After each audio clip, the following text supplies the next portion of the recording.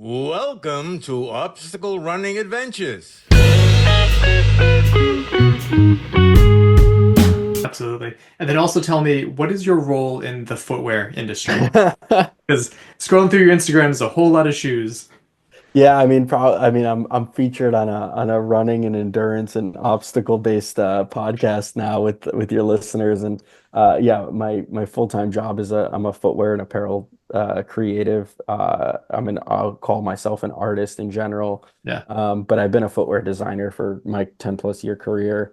I've been able to work with a number of different brands, athletes, celebrities, NASA, the Navy. I mean, you name it, and it's been amazing and a wild ride. And uh, I find myself in a unique position because not all there is a footwear design community that like everybody knows everybody, but you don't have footwear designers who are doing ultra races. And Right. so Right. it's a very like unique thing that I've been able to kind of put my foot into. And the reaction has been tremendous. But yeah, I mean, my background's in design. I studied industrial design, but I love footwear. A lot of people do, especially if you're doing sport like this, performance wear. It's so technical.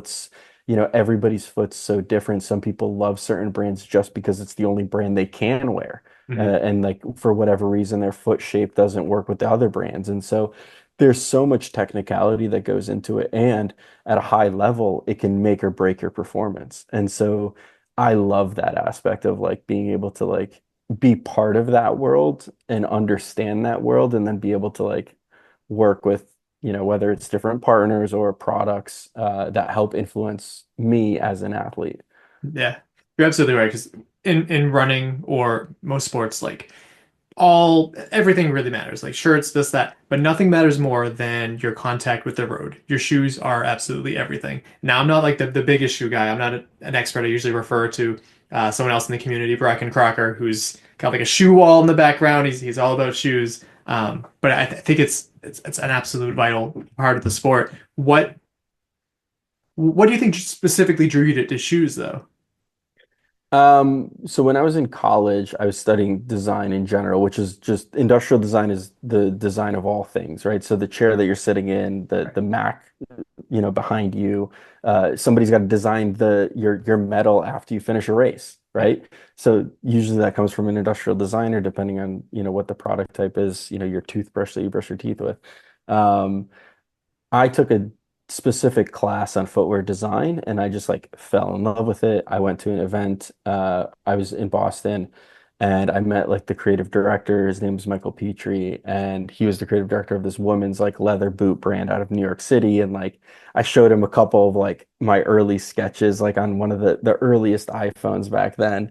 And he's like, yeah, keep going, keep doing it. And it was just like enough like confidence. Like Mhm. my drawings back then were trash, but like it was just enough like influence and conversation and like support from a random person to like being like, hey, maybe this is something. And now 10 years later, it's like, yeah, I don't know if I'll ever leave the footwear industry. Yeah, that's pretty awesome. So I was scrolling through your Instagram, as I said before, and I stuck on one person. I saw Big Poppy, so David Ortiz. Pretty cool that you Yeah. got, I know you said NASA and like there's bigger things here and there, but that's one that stuck out to me. Yeah, if you're from New England, you'll Yeah. you'll appreciate the David Ortiz Children's Foundation. We got to make some sneakers for them that were auctioned off. We've worked with, if you're a Bruins fan, Sean Thornton's foundation, who's a very long time Boston Bruin. Now he's an owner of the Florida Panthers, or a part owner, I should say. And so yeah, we've been very lucky over the course of the career. What was your first time that you were, potentially like starstruck? Like when did it hit you that like, oh, I've kind of made it big?